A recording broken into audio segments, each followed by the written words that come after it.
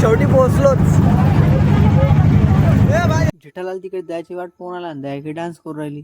इथून झाला होता आमचा अयोध्येला जायचा प्लॅन कॅन्सल. मग पोट्टे काही गाडी थांबली होती, पोट्ट्याला पाहिजे डान्स.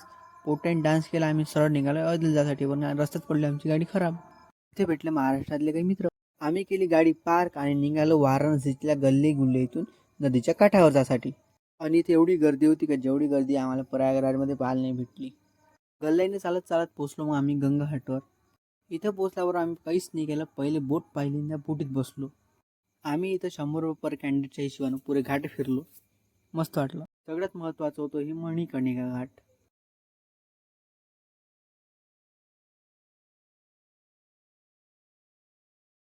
घाटाच्या दुसऱ्या साईडनं होतं हे स्वस्त राजस्थानी. दिसलं आम्हाला उंटवाला म्हणे तुम्ही बसा, पण आमची बसायची इच्छा होती नाही. थोप मागा लागला होता.